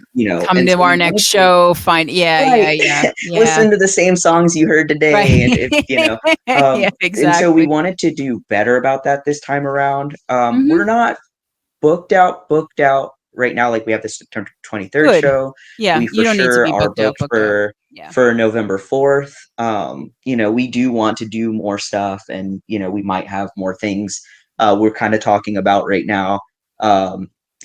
But for sure we're definitely trying to fill out our calendar for 2024 for sure. It is Yeah. seriously, but it is, I don't know about in Texas, but at least up here in New York, it is so hard to break in with venues. It's very hard. You have to know somebody or know somebody who knows somebody, or you have to just be stratospherically popular immediately and then they grab you. But I mean, and live music has changed so much in the last couple of years anyway that it's a whole thing. So I mean, the fact that you guys are booking anything as a new band, it doesn't surprise me. It's a testament to the talent in the band, but I think you're smart to be selective about it. You don't want to just play anywhere, because that can really backfire too. So Yeah. I think it's wise, and what I'm hearing and what you're saying, Shane, about, just having, you said it yourselves, you guys are organized, and that's the thing that I think a lot of people don't necessarily think to do or want to do or whatever, is that, if you're going to be a band and you're going to be successful, you do have to be a business too. And you do have to be organized. You do have to have a plan, and you do have to have, roles, and everybody has to pull their weight. And I mean, I've been in bands where, somebody was a band director and didn't want anybody else's input on anything. And they did all the booking and they had the PA and everything. And so basically I just showed up and sang or did whatever, but I could have been anybody, then I've been in bands where I ran the whole fucking thing and I was that person, but I always wanted input from other people. And you got like 5 people, 7 people in the band, and 2 of them are doing work and everybody else is just kind of dead weight and you're dragging them. You guys are doing what you need to do. All 5 of you are involved in the writing. You're involved in the planning. You're involved in the organization. You're involved in the recording. You're involved in the videos. You're involved in the gigs and all of that. If you have an engine like that, you guys are golden. I'm really resisting the urge to go full mom on you guys, but like, I'm so proud of you. I really am, because the band is so good and, the songs are so good. And I mean, again, I'm not giving love to Infection, but Serenade is just such a pure, clear winner to me of a song. Like that is, guys, if anybody in Texas knows of radio stations that Aeganova can contact, drop them in the chat, hit them up. So we got to get them on the radio somehow. Like this song needs to be, even like internet radio stations, Rock Rage if you're watching, Ms. Hyde if you're watching, Fourth Watch if you're watching. Yeah, I mean, guys, just like whatever, help them out, because this is a young band. They're new. They've got ambition and talent, and they're obviously really nice people. And I'm sure Jesse and Trent and Yuya are also really nice people. So, like we all help each other. If anybody knows of anything that can help them break, internet, Texas, whatever, let me know, let them know, we'll hook them up. Okay. That's my bandit call for the chat and everybody watching and listening. So, so you guys are, you are set to go. You got your past, you're pulling forward, you're bringing it into the present, you're looking to the future, you're exactly where you need to be. Is there anything before we wrap up that we did not hit that you guys wanted to hit on? Did you have like a song and dance number that you wanted to do? Was there, a pudding recipe you wanted to share? Anything like that? I'll do one fun fact and one disclosure. One fun fact about your favorite song, Serenade, is there was a problem. I love how he knows what you're going to say already. Yeah, there was a problem already recording the song. I did that intro that everybody hears 40 times, and I could not get it right or there was a buzzing sound that we couldn't figure out. And soon as they figured it out, I'm not making this up, I went into the corner and I started crying. I started bawling my eyes out. What was it? Was it an amp? What was it? What was the buzzing? What was it? So there is I don't know what it is, but it was like this box that connects like all the cables to go into like the amps and the like the output stuff. Okay. Yeah. Okay. And so for the distortion, there's a setting on there that we had set that worked really well with the distortion. But you get that it made it sound so clear. Yes. Yeah. It was fantastic. But apparently, when you do it on cleans, it made a buzzing sound and it was such a low buzzing, just like. So I don't know. We all just kind of looked at each other like, how do we stop this sound? Yeah, what is happening? Yeah. As an internet band who we rely on the tech for all of it, we have those moments all the time where what phrase that we use at least 5 times every rehearsal is, what the fuck is that? So I feel your pain. Poor Ryan. So 40 times. 40 times. Okay. I was about to kick the shit out of that thing. And I was like, and call it a day. Figured out what it was. And then once it was done, how long did it take you to actually finally nail it? After 40, it was the next one instantly. And then that was it. And then you just went over and went full Office Space on that thing. Okay, just beat the crap out of it. Okay, I went outside. I said, I need a breather. he needed some love, some sort of like a big hug or whatever. Okay, so that was the fun fact. What is the disclosure? The disclosure is we're not supposed to say a lot of things, but I will say for the Aeganova fans out there, including yourself, that the next songs that you'll hear will be different, but it's gonna be something so new, and you're gonna be a big fan of them more than Serenade, I would say, because those songs gave me chills. They send a message. We can't talk about that, but the next one that's coming out, we can't talk about. The one that comes out after that, we can talk about a little bit. Yes, this next song that we can't talk about. Do that. No, because we've gotten that. All we know is that you are taking the fact that 2 of you are singing and that you can sing from different viewpoints, and you are addressing a meaningful and heavy topic, but we are not talking about what it is or anything like that. So what about the November release then? Because somebody, tells me that you can say something. I heard Ryan say it, so now you got to say it. What can you tell us about that one without getting into that one has a lot of spice towards it, and I will say that is Yuya's biggest. That's Yuya's song right there. He's okay. That's all him. But there's a sneak peek of it out right now on our Instagram. How did I miss this? Oh, okay. All right, that's why. Yeah. All right, I know what I'm doing. Instagram and Facebook. There's a sneak peek. I thought it was funny. The solo, me and I presented it to the producer, and me and him worked together, and that will be amazing. That was a one-take solo. That was one take. The first thing he's like, all right, let's get started. I'm like, they made up for Serenade with the intro. They knew you had done it 41 times and that you just had to do a one take on this one. So, okay. So very different, spicy, meaningful for the first one. Yuya's showpiece for this November release. I am dying to know what that's about, because Yuya is such a a focal point of the stuff that I've heard so far, that for you guys to think that this is more of a Yuya showcase, I can't even imagine. So I am, when these songs come out, you guys are going to tag me on them, correct? On Facebook? Okay, thank you. Please to do, because Facebook doesn't fucking show me anything except in Indonesian food blogs and craft pages and like shit I have no interest in seeing. So, and I never get to see music unless I manually look for it. So make sure that you tag me on that so I can amplify, because I want to listen first and then I want to make sure everybody else listens. So, okay. So we got a fun fact and a disclosure. So I'm pleased that I asked. So, okay, guys, you know the deal. I end every show with a little segment we like to call In the Vox Seat. So I am going to ask you to the same 5 questions that I have asked the previous 27 bands, I think, that I have interviewed already.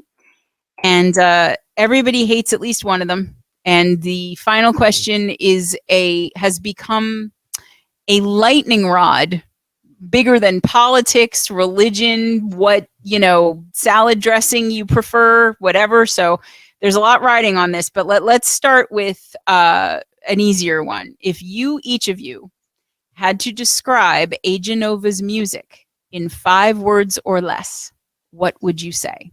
Does not have to be a sentence, can just be individual words, can be a phrase, whatever you want. Meaningful. Okay. Energetic. Okay. Ryan nodding approvingly. I'd say strong. Strong is one. Okay, meaningful, energetic, strong. What do you got, Ryan? Wait, that was 3. Meaningful, energetic, and strong? Melodic. Melodic. Okay, you get one more. Drums. I love it. It was like meaningful, energetic, strong, melodic, sandwich. But like, okay, so drums, gotcha. Okay, you look at that. You were a word unto yourself. So okay. All right, Ryan, you gave him the look. Now it's your turn. I had a funny one. If I would describe Aeganova's music, it'd probably be holy fucking shit. There's my syllables, not words. Yeah, take it. No, you know what? They're almost all words. I mean, is not a word I would ordinarily want you associate. Oh no. Okay. All right. No. Holy fucking shit. You know what? That's its own thing. I'm not even gonna let you come up with anything else. That's too good, because that was pretty much what I said when I heard Serenade anyway. So I'm right there with you. I like it. Okay. So for each of you, your favorite thing about being a musician? My favorite thing about being a musician is nothing other than like connecting with people, right? Like we did a little thing for my mom's birthday, where we played our songs for my mom on her birthday. Aww, yeah. And like her friends and stuff. And the coolest thing was everyone there, and it's my mom, so they're older people and stuff, right? Is everyone knew every word to Serenade, and they sang along. That's awesome. And that was fantastic. So my favorite thing is connecting with people. There's nothing more than that. It's the only reason why I do this. It's a great answer. It's the buzzing, isn't it, Ryan? It's listening to buzzing. It's your favorite thing. I hear it in my damn sleep. No, it has to be, ever since I was 6, it's been a dream to be a musician. And now that I am a musician, and then, Aeganova has gone out there, it's about connecting with the people, because we all could relate to the lyrics and the songs. And then it's about just being proud of the person I grew up to be, and the fact that if I didn't learn this instrument, I wouldn't be here, and put all the dedication into it. So I'm just really proud of the music and proud of all the new people and original Aeganova fans, just to be here. It's just so grateful for everybody. I love the fans so much. All right, another great answer. You guys are so sweet. Okay. So flip side of that, and this may be where the buzzing comes in, your least favorite things about, or thing rather, for each of you about being a musician. What are you laughing? It's buzzing. Okay, I'll go first. The least thing is I wake up at 5 a.m. every other morning to work on music, and I don't go to sleep until like midnight or 1. I would say just waking up, but I do have the cup of coffee, so it's all right. So your Don't hear least much favorite buzzing. thing about being a musician is waking up? That's your Yeah. Okay, well, the alternative is worse. I'll tell you that, Ryan. The not waking up would be worse. But okay, so it's, I guess, the sense of just exhaustion and time and effort and lack of sleep and okay, all right. So waking up, that's a first. I like it though. I'll take it. All right. So what about you, Shane? Is it brushing your teeth, or like what's your least favorite thing about being a musician? Combing my hair. Combing my hair.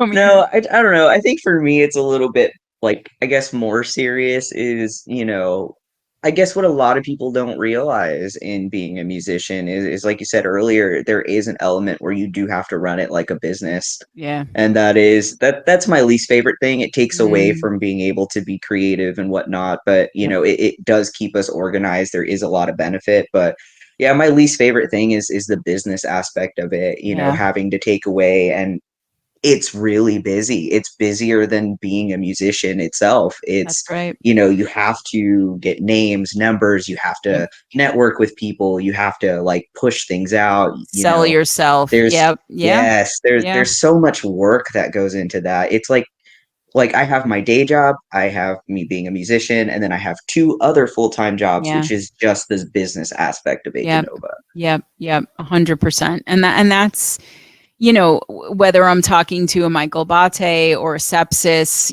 or a Bryce Evans, all of whom similarly ambitious and either signed or getting signed or just signed or whatever, like that's the theme, is that, if you want this to be more than what it already is, you are committing to a shit ton of work that has everything and nothing to do with the music that you make, and it's an unfortunate side effect, but that's how the people who succeed, right? I mean, it does not, unless you have massive connections, which most of us don't, it does not happen by accident. So you're right. But I mean, it's, a lot of people put in a lot of work and then they don't get anywhere. So if you're putting in work and you're getting somewhere, at least it's paying off, right? So, but yeah, I totally feel you.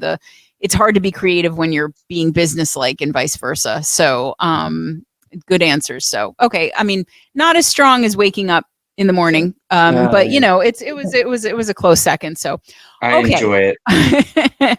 Okay. So this one will be interesting because I don't have any idea what you guys will say, but this is the question. If anybody hates a question, it's usually this one.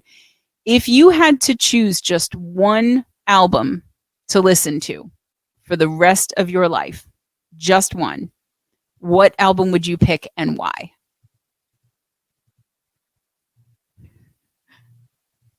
I have been only listening to one album for the last like 4 or 5 weeks, and I go through spurts where I only listen to this album. Okay. But this is forever. For months at a time. This is it forever and ever. You get one. I could forever. probably listen to this album forever, and it's the album is Fluorescent Youth, and it's The Conditions. Okay. They use a lot of like word imagery and stuff, and like I do this thing where I can pick out a sound and only hear that sound no matter how loud everything else is around it. And so I do that a lot with this album. They have a lot of like and it's a rock album that they have a lot of like 2 different intricate guitars, different like the main lead singer, but then they have other singers in it when you can catch which one's changing vocally there. They have a lot of like, some really crazy drum parts and stuff. And so I love picking out the different things that happens in there. It's okay. Beautiful. And like the lyricism as well. They have a lot of good, like painting a picture with their words. I absolutely love. I could listen to that forever and only that forever and be okay. Okay. Right. Strong. I'm going to have to check that album out. Okay. All right, Fluorescent Ryan. Youth by The Conditions. If I had to pick one album, it would have to be going back to the rare occasions. Their I would say third album, Feelers. That album changed me as a person. It really inspired me. But the way that Brian, the singer, really gone out with his, like, the way he sings his vocals, the lyrics, what the story's about, it touched the bottom, a piece of your heart that you never knew existed. And it makes you just chills, and everybody's in pocket. The drummer, guitarist, bass, they all have their flavors, and they just really, after you listen to that album, you just kind of take off your headphones and you're just like, man, like you think about like the world and casual things people think about, you know, family, life, all of that. It's just that album really changed me, and I can listen to it forever because every time I listen to it, I got that same feeling the first time I listened to it. That's Like, impressive. blown away. Now that's so, and it's their third album. Do you remember what the title is? It's called Feelers. Feelers, right? Okay, Feelers. Okay. They had a demo album called Demo Recordings, and then their first EP was it's called Apple Fork, but the second, I'll say second, that's what was Feelers, because they necessarily don't count that demo recordings. It's not really out there. Sure. It's kind of hidden. Okay. So second, Feelers. It's amazing. Okay. So rare occasions. All right. And conditions. Okay. So you guys, you didn't even sweat that. That question just didn't even phase you, but you haven't heard the last one yet. This is it.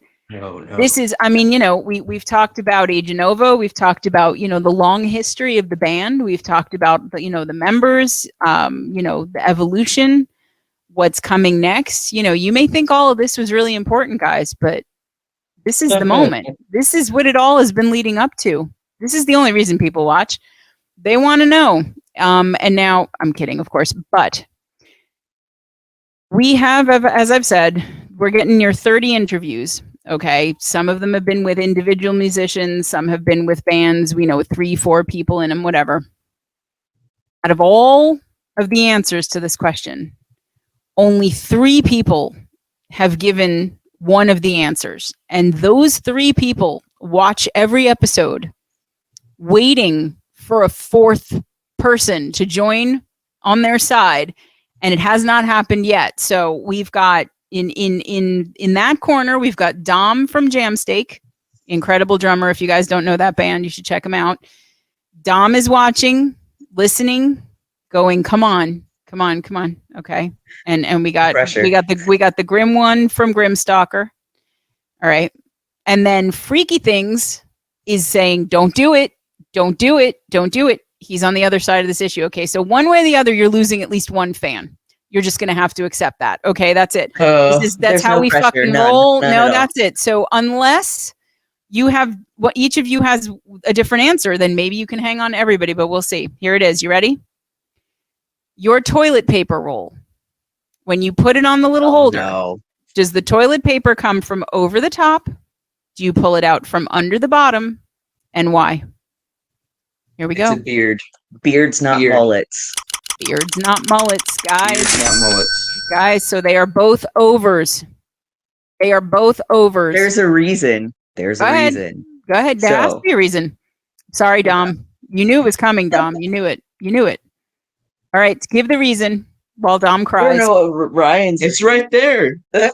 One, it's easier to pull, and 2, I had a cat that, yes, you would think a cat would be able to pull it out right when it's beards, not mullets, but I had a cat that liked it the other way, and he would always bunch it all up and then put it all in the toilet.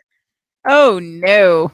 See, now Dom, you're breaking his heart even more because Dom has a cat. And so at first I thought that's why he was an under guy. And he's like, even if I didn't have a cat, I would be an under guy. He's a mullet guy anyway. Okay. So that's it. So even with a cat, Dom, now forget it. You're done. Okay. So Ryan, you have the same, you're over as well. And your reasoning for that is? I'll clarify it like this. It's business in the front. Oh, I thought you were going to get up and turn around, and I was like, what? Like, you don't need to clarify. I'm sitting next to him, and I was like, I don't know where this is going. It's business in the front, party in the back. When I'm in that restroom and I need to go, it's a business. I got some business to take care of. So there it is. That's plain and simple. No mullet, nothing. There's your answer.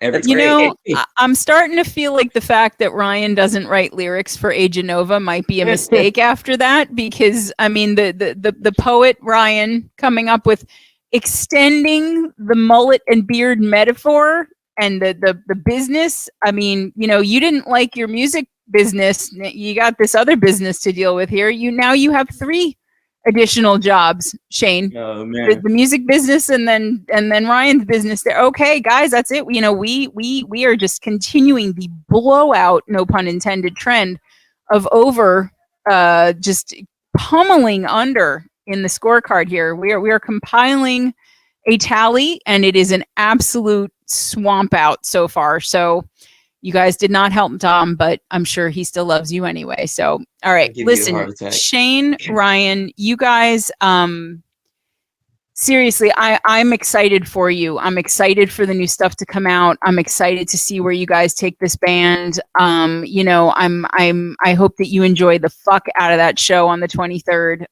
Cannot wait for the new songs to come out, you know, this month in November, and you are going to tag me, but please thank Jesse and Trent and Yuya too for the music, and you know, hopefully, you know, they'll have been watching and they'll hear how much I love it. But you guys you have big things ahead. I really think so. If you keep doing what you're doing, given how talented you are and what good people you are, which always makes me happy, because sometimes you talk to people who are incredibly talented and they are absolute, like, straight up assholes, and you guys are so nice, so it makes it even easier to root for you. But guys, everyone who's watching, like them, follow them, subscribe, you know, stream their stuff. As I said, if you have anybody in Texas, anybody radio contacts, anything, you know, help them out. They're a young band. You know, we old farts have to help the younger generation coming up. They have more energy, and maybe they'll put us in a nicer home when we get older. You know, you never know how it's going to come back. I do have one thing to say. If anybody out there is wanting to become a musician, or your band is starting up, just like, you know, we're coming back, I would say the key to becoming a musician and everything for all your career, always be humble. Don't ever take anything for granted, and stay true to yourself. And Aeganova, as a band, we believe in you as we believe in ourselves and one another. So, powerful message there. Thought I'd clear that. I love that you gave it, and then you gave yourself a review. It all worked together. I agree with you, though. You're exactly right. Guys, seriously, could we love this band more? I don't think so. Shane, Ryan, thank you so much for repping Aeganova, for coming on the show. It's been great to get to talk to you, and all the best to you guys going forward. We appreciate you guys for having us on here. Oh, you're very welcome. All right, guys, that's it. That's another Vox and Guest in the books. We will see you next time. Bye.